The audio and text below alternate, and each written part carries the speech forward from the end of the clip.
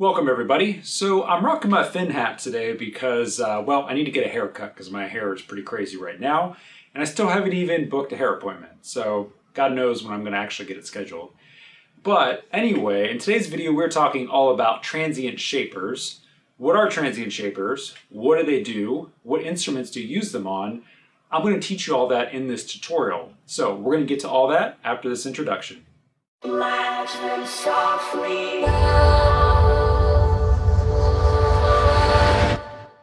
What's going on, everybody? I'm Dan Spencer, and I am the Audio Sorcerer. So this is the channel where I teach you how to perfect your audio recording, mixing, and mastering skills. So before we get to the video, make sure you guys smash the like button. Please subscribe and hit that notification bell to know when I have new videos coming out. So without further ado, today we're talking about how to use a transient shaper in your mixes. So we're going to discuss, what a transient shaper is, and then I'm going to show you how to use it on a snare drum and then a hi-hat, because I think it's best used on percussion instruments, at least in my opinion. So that's what we're going to do in this tutorial, all right? So for this example, I decided to use the Kilohearts Transient Shaper because that's one of my favorites. But if you don't have this one, or you don't have any transient shaper, you can probably just go into Google search and search for a free one. There's actually quite a few out there. Now, I will say it's probably easier to find a VST version as opposed to a Pro Tools AAX version, but they're out there. You just got to search for them. Now, if you end up really liking the Kilohearts one here, I do have a link in the description below where you can go purchase it. It's not that much money. I think it's like $29, but it's definitely worth it if you want a transient shaper and you want a good one. All right. So why don't we actually get more into this video here, and let's talk about what a transient shaper is and then what it does.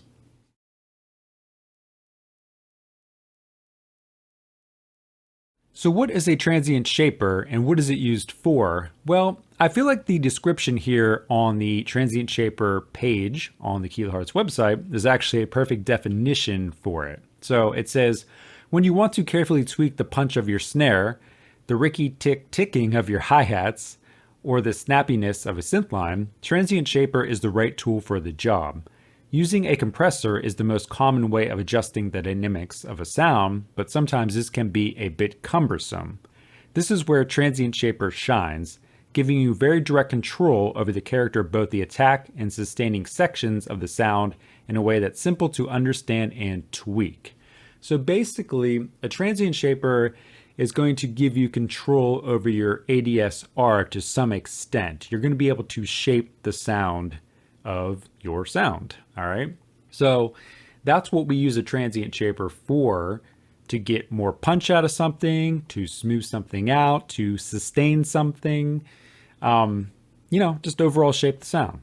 So what we're going to do now is we are going to shape the sound of a snare drum and a hi-hat using the Kilohearts Transient Shaper.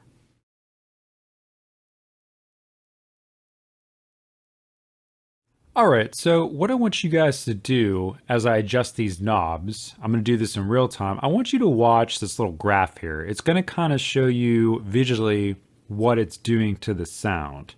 And I think instead of me explaining what each knob does, I think this visual representation will give you a better idea, okay? So what I'm going to do first is I'm going to play a loop of this drum track here, and you can listen to it without the transient shaper on it first, and then I'll start dialing it in, and then we'll do kind of a before and after. All right, so let's give it a listen with the transient shaper bypassed.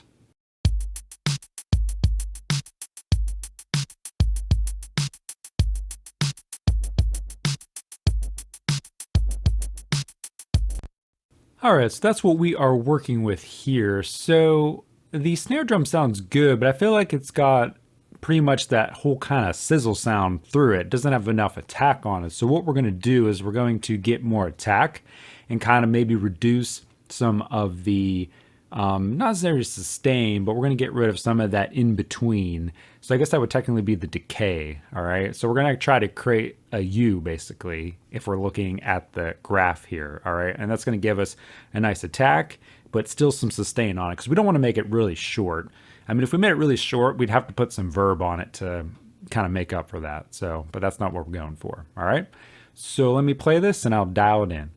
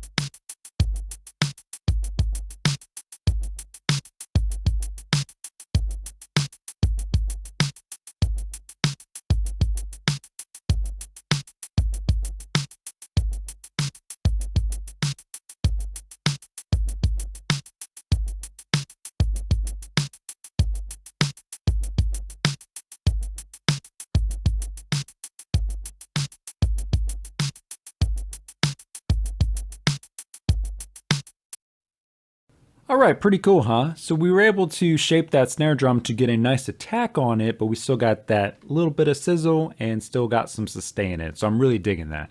So let's move on to the hi-hat now and shape that. And when we finish the hi-hat, we'll do a complete before and after so you can hear what the drum kit sounded like before and then what it sounds like after. All right, so let's do the hi-hat.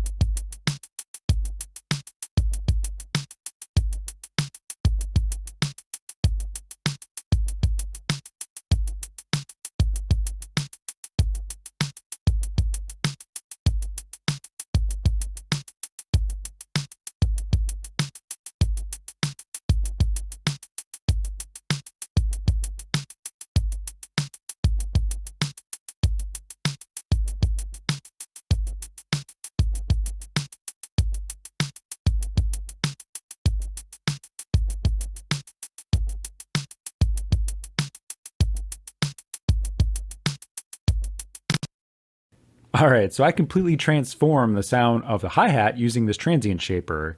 And you may or may not like what I did, but I know what other instruments in this song, and I know that this really tight hi-hat will probably sound pretty darn good with it.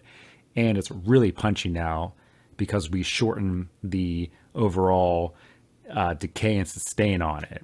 And the attack is very punchy, as you can hear now. So I'm digging that, and I think it sounds pretty cool. So let's actually do a full before and after on the kit now so you can hear what it sounds like. All right, so let's give it a listen.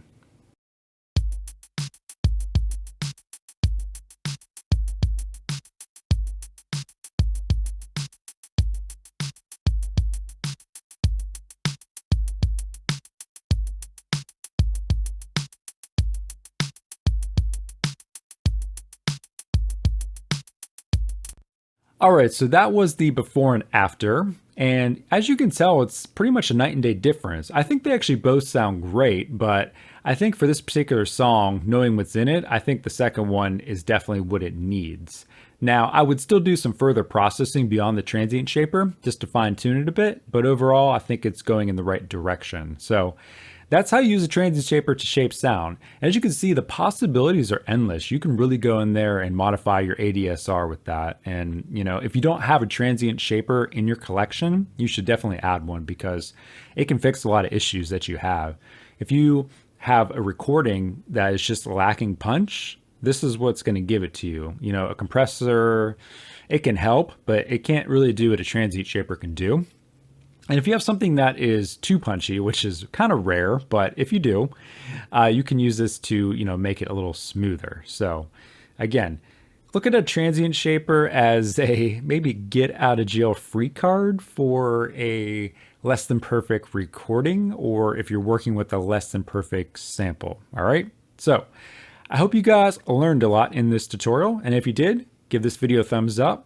Please subscribe because I'm making this content for you, and hit that notification bell to know when I have new videos coming out. So with that being said, until the next video, I will see you guys later, and peace out.